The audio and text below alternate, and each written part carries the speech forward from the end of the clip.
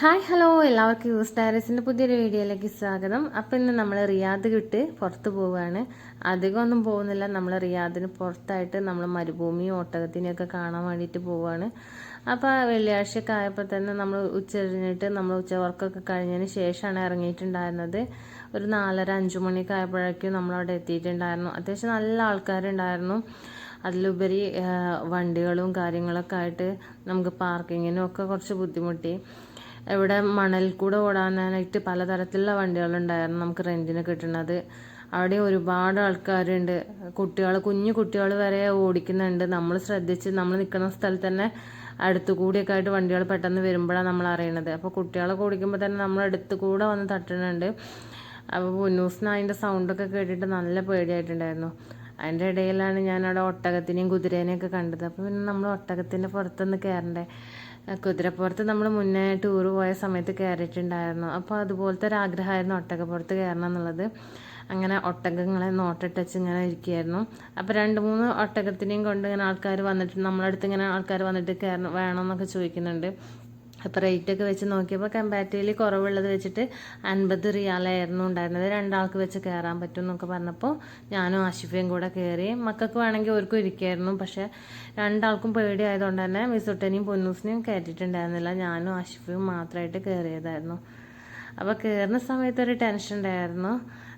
എങ്ങനെയാവും കയറുക, എന്താവും കയറി കഴിഞ്ഞാന്നുള്ള ആ ഒരു ടെൻഷൻ ഉണ്ടായിരുന്നു. പൊന്നൂസിൻ്റെ മുഖത്തേക്ക് നോക്കിയപ്പോൾ പൊന്നൂസ് ഞാൻ എങ്ങോട്ടോ പോവാന്ന് വിചാരിച്ചിട്ട് ഓളിങ്ങനെ നോക്കി നിൽക്കുന്നുണ്ട്. അപ്പോൾ ആദ്യം തന്നെ ഞാനാണ് കയറിയിട്ടുണ്ടായിരുന്നു. കയറിയപ്പോൾ വലിയ കുഴപ്പമൊന്നും ഉണ്ടായിരുന്നില്ല.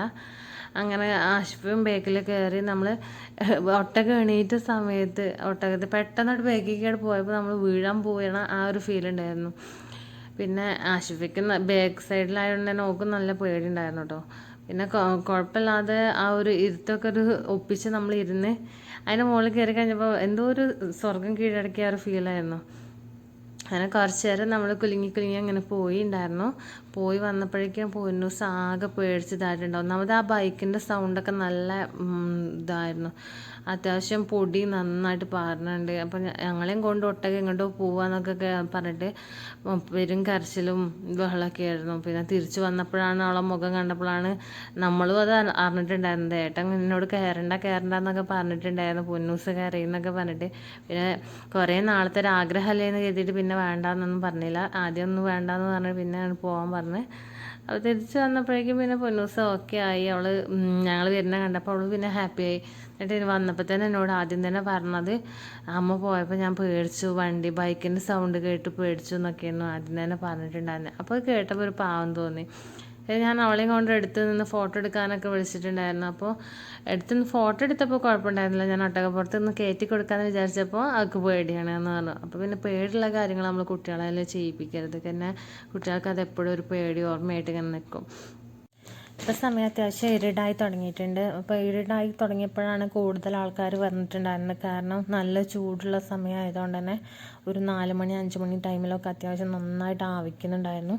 അപ്പോൾ ആ ഒരു സമയത്തൊന്നും ആൾക്കാർ കുറവായിരുന്നു. ഇപ്പോൾ ഒരു 6 മണിയൊക്കെ കഴിഞ്ഞിട്ടുണ്ടായിരുന്നു. അപ്പോൾ ആളുകൾ കൂടുതലായിട്ടുണ്ടായിരുന്നു. നമ്മളും കുറച്ച് ഇരുടൊക്കെ ആയപ്പോൾ 7 മണിയൊക്കെ ആയപ്പോഴേക്കും നമ്മളും അവിടെ നിന്ന് ഇറങ്ങി. അപ്പോൾ വരുന്ന വഴിക്ക് നമ്മൾ ഐസ്ക്രീം കണ്ടിട്ടുണ്ടായിരുന്നു. അപ്പോൾ അതും കൂടെ കഴിച്ചിട്ട് പോകാൻ നല്ല ചൂടും ഇതൊക്കെ ഉണ്ടായിരുന്നു. അപ്പോൾ പിന്നെ ഐസ്ക്രീം ഒന്ന് തണുക്കാൻ വേണ്ടിയിട്ട് ഒന്ന് കഴിക്കാൻ എഴുതിയിട്ട് അത് വാങ്ങാൻ വേണ്ടിയിട്ട് പോവുകയാണ്. അപ്പോൾ പൊന്നൂസിനും മിസ്സുട്ടാനും അവിടെ നിന്ന് പോരണം തന്നെ ഉണ്ടായിരുന്നില്ല കേട്ടോ.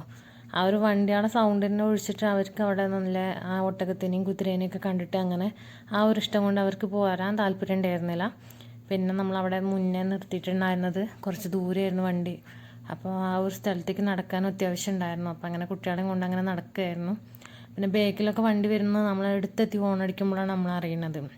പൊതുവേ വണ്ടീൻ്റെ സൗണ്ട് കൊണ്ട് തന്നെ ബേക്കിൽ കൂടെ വണ്ടി വരുന്ന സമയത്തൊന്നും അറിയുന്നുണ്ടായില്ല. പിന്നെ ലാസ്റ്റ് ഐസ്ക്രീമൊക്കെ വാങ്ങിക്കൊടുത്ത് കുറച്ച് നേരം നമ്മളവിടെ കുറച്ച് നേരം കൂടെ അവിടെ സ്പെൻഡ് ചെയ്തു.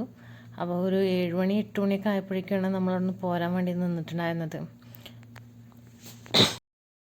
പൊന്നൂസിന് അങ്ങനെ പൊതുവെ ഐസ്ക്രീമും തണുത്തതൊന്നും കൊടുക്കലില്ല. അതുകൊണ്ട് തന്നെ പിന്നെ അവൾ അങ്ങനെ വല്ലാതെ ഐസ്ക്രീമിനൊന്നും വാശിയും പിടിക്കാറില്ല.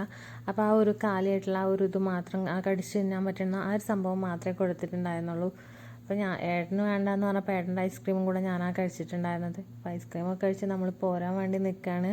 നമ്മളെ വീഡിയോ ആദ്യമായിട്ടാണ് കാണുന്നതെങ്കിൽ ലൈക്ക് ചെയ്യാനും ഷെയർ ചെയ്യാനും ചാനലൊന്ന് സബ്സ്ക്രൈബ് ചെയ്ത് സപ്പോർട്ട് ചെയ്യാനും മറക്കരുത്. മറ്റൊരു നല്ല വീഡിയോ ആയി കാണുന്നവരേക്കും ലവ് യു, ബൈ.